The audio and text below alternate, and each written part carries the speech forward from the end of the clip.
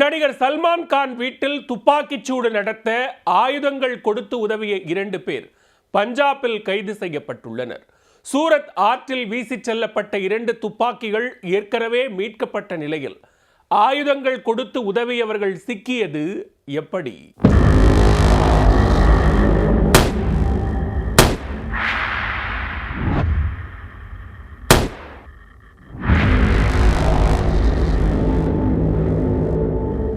மும்பை பாந்த்ராவில் உள்ள நடிகர் சல்மான் கான் வீட்டின் மீது கடந்த வாரம் மர்ம நபர்கள் துப்பாக்கிச்சூடு நடத்திய சம்பவம் நாடு முழுவதும் பெரும் பரபரப்பை ஏற்படுத்தியது.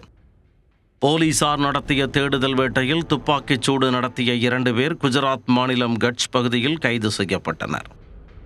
அவர்கள் துப்பாக்கிச்சூடு நடத்துவதற்கு பயன்படுத்திய துப்பாக்கிகள் மற்றும் தோட்டாக்களை குஜராத் மாநிலத்தில் உள்ள சூரத் ஆற்றில் வீசிச் சென்றது விசாரணையில் தெரியவந்தது. அந்த ஆற்றில் 2 நாட்களாக போலீசார் தேடியதில் 2 துப்பாக்கிகளும் மீட்கப்பட்டன.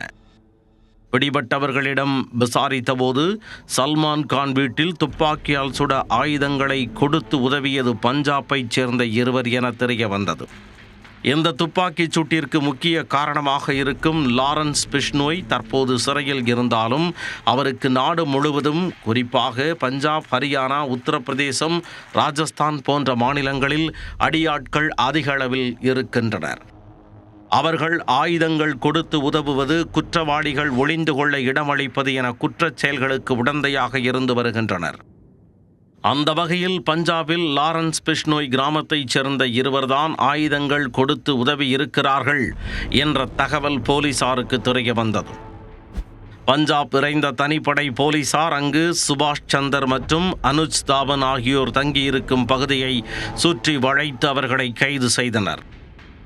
இருவரையும் மும்பைக்கு அழைத்து வந்து விசாரித்ததில் போலீசாருக்கு சில தகவல்கள் கிடைத்துள்ளன.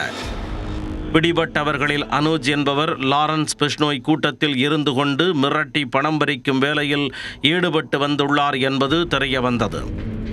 இவர்களுக்கு ஆயுதங்கள் எங்கிருந்து கிடைக்கின்றன, வேறு யாருடன் எல்லாம் இவர்களுக்கு தொடர்பு உள்ளது என்பது குறித்து போலீசார் தொடர்ந்து விசாரித்து வருகின்றனர்.